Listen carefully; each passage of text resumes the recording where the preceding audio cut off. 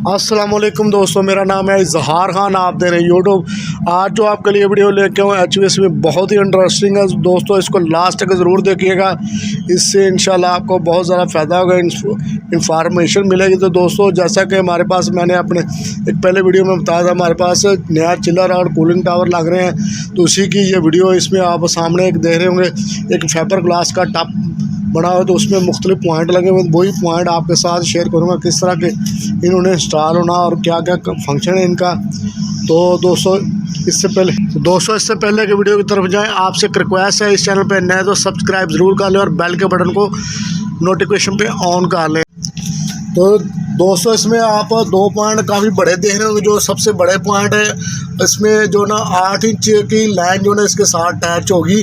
तो दोस्तों, इसका मकसद आपको बताएंगे किस वजह से ये डाउन पॉइंट लगे।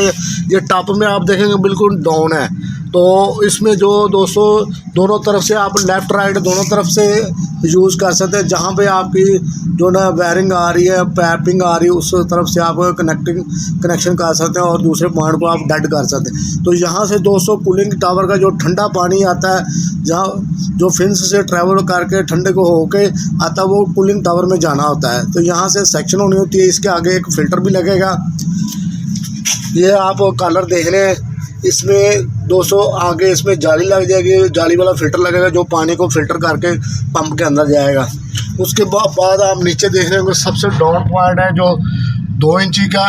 तो दोस्तों, ये जो कूलिंग टावर का इस शेल का पानी को ड्रेन करने के लिए, अगर कोई भी वजह से हमें काम करना पड़ता है या सर्विस करनी पड़ती है कूलिंग टावर की, तो इस पॉइंट को खोल के हम इजीली टावर की सर्विस कर सकते हैं, यूज़ कर सकते हैं। और उसके बाद आ जाते हैं ये 2 पॉइंट साथ साथ जो लगे हुए हैं।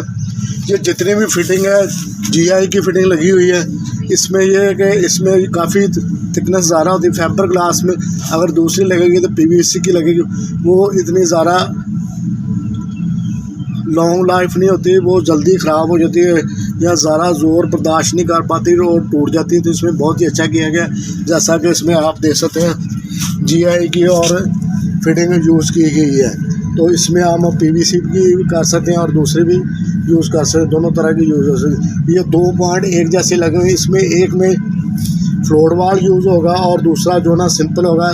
अगर हमें किसी वजह से वैसे पानी भरना पड़ता है, जैसे यहाँ सर्विस करते हैं, तो उसके लिए हमें जल्दी पानी भरने की ज़रूरत है, तो उसमें हम मैनुअल वाल को भी खोल सकते हैं। दूसरा ये है कि इसमें जो ना फ्लोट वाल के ज़रिए से होगा, जैसा कि उसका सेट पॉइंट होगा उस हिसाब से अप डाउन होकर वो उसको पानी को फिल कर देगा।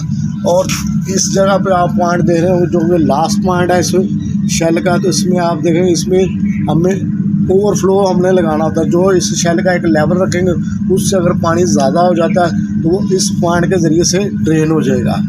अगर किसी भी वजह से फ्लोट वाल काम नहीं करता या मैनुअल खुला ज़्यादा देर रह जाता, तो ये वाला पॉइंट उसको डाउन कर देगा, पानी साइडों से बाहर नहीं आएगा और इस पॉइंट के ज़रिए से ड्रेन हो जाएगा।